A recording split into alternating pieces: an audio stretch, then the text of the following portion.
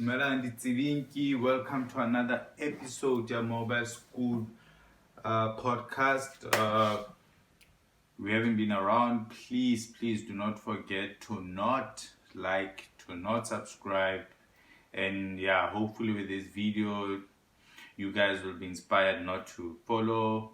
So it's on our road not to 10 subscribers. So let's keep that in mind. Let's not reach 10 subscribers.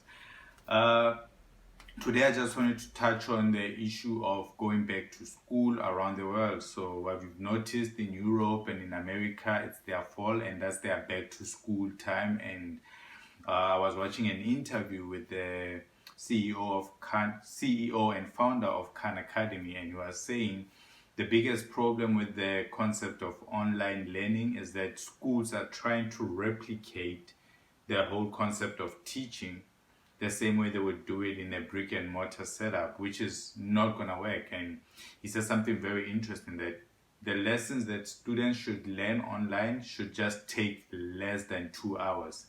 And even in the 2 hours, there should be like 20-minute breaks, because learning online is not the same as learning with teachers in front of you telling you how to go about the lesson, what to learn and everything.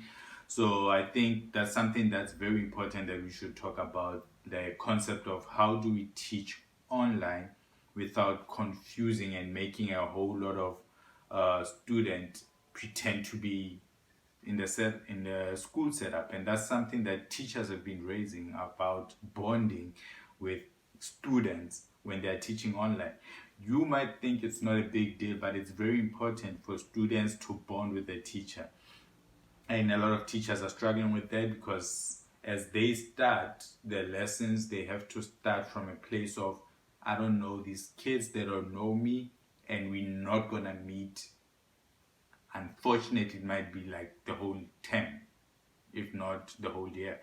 So it's very important that all the school departments around the world understand that online learning should not try to duplicate or replicate how children learn when they're at school. When children learn when they're at school, they have schoolmates, they have friends. So don't try to create the same setup. So that's our message for today when it comes to online learning. Do not try to create a digital brick and mortar school. It's not gonna work. It's contradictory. So with that said, just wanna say thank you for tuning in. I'm gonna try to make this very consistent and super structured. For instance, the whole concept about what trended. For this week, it was about the hair issue with Clicks putting adverts that most people believe were racist. I don't know much about it because I didn't see the whole advert. I just saw like a lot of screen grabs, and when you see them being put side by side, they really look super racist. But that's not something I'm willing to confirm without seeing the full advert, because the normal one really fucked me up. I was like, wait, what do you mean normal?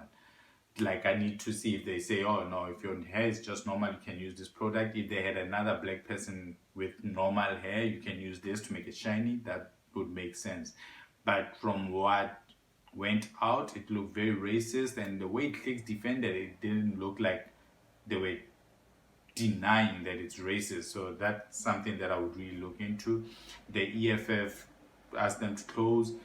So that's something that I really supported, but at the same time, I would like to push and promote an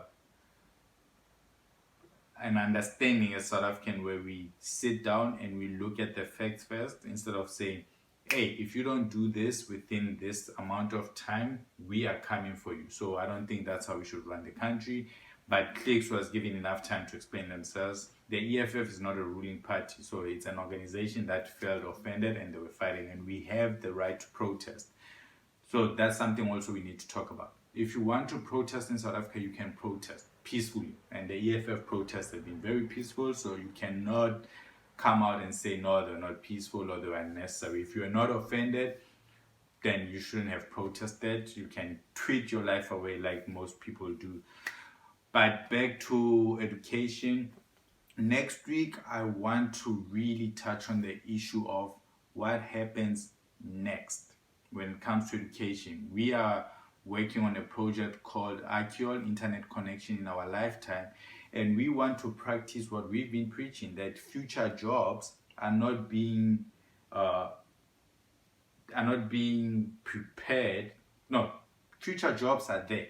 There's already jobs that include installing Wi-Fi towers, installing programs on computers for people to have Wi-Fi. But the education system is really keeping children in school and waiting to teach them those things in tertiary, which we feel like, no, that's a waste, especially for black children that are really struggling financially and they come from families that do not have much. I think it's very important to start teaching them in high school. So what we're gonna do, we're gonna work with women also and disabled people, and we're gonna teach them programming of cameras. That's another project we wanna be working on with this.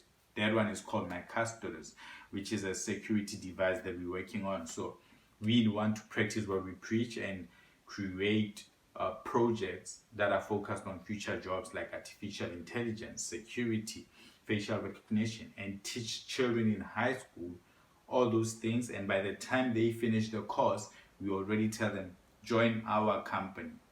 We taught you how to do these things, join our company and get paid.